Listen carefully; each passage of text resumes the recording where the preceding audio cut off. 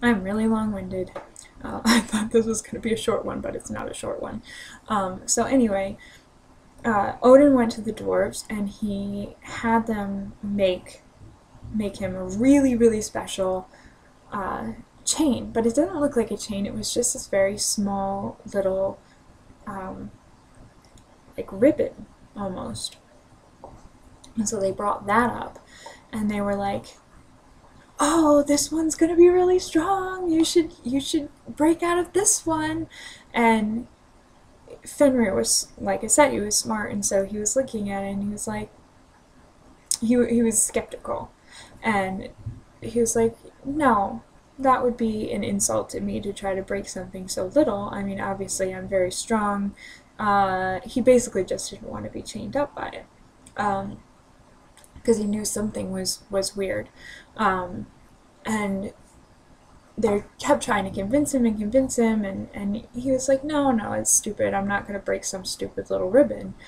And then one of the goddesses came up and she was like, oh, you're just being a coward. I bet I could break that. If you tied me up in that, I bet I could even break that stupid chain. So you're just being an idiot. And he was starting to feel bad because all of the cheering and excitement that he was kind of getting used to was dying down, and now they were starting to insult him because, you know, a female was there saying that even she could break the chain, and he was just being stupid.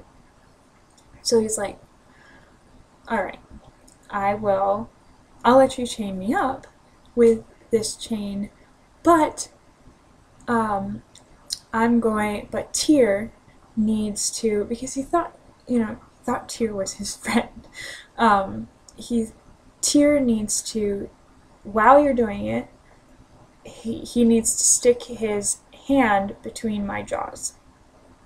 And that's the only way I'll let you chain me up with this, because he figured that if something was amiss, Tyr wouldn't want to do it because he would get his hand bitten off. And so everybody was getting kind of nervous because they couldn't make Tyr do that. But Tyr was a good guy, and he was very loyal to Odin because he's the god of war, and he fought for him. And he was not very happy with this whole thing to begin with because he really did like Fenrir too. But it was too bad, and he knew what he had to do, and he's like, okay, I'll stick my hand in your mouth while you do this, or while they do this. And so everybody felt really bad, and all the excitement and teasing and everything totally died down, but they all knew what they had to do. So Tyr stuck his hand between Fenrir's jaws, and they tied him up, and he struggled and struggled and struggled, and he couldn't get out. And then everybody started to think that it was really funny because they knew that they had tricked him. So they started, laughing about it and whatever, and teasing him and mocking him because they knew that he wouldn't be able to get out. It was impossible. He couldn't break the chains. So he wound up biting off Tyr's hand, which I'm sure you've seen in the comics.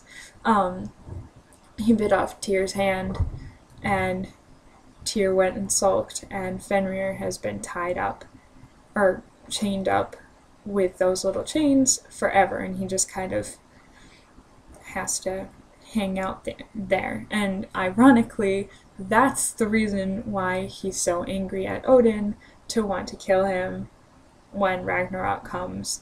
He never wanted to before until they chained him up forever and mocked him and teased him, and now he's raring to go. So they just made that happen.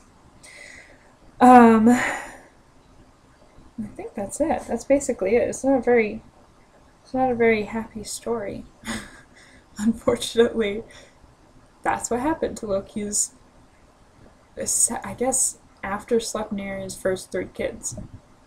And his other 2 kids didn't have very good fortune either, but I'll tell you about them later. Alright, end of the story.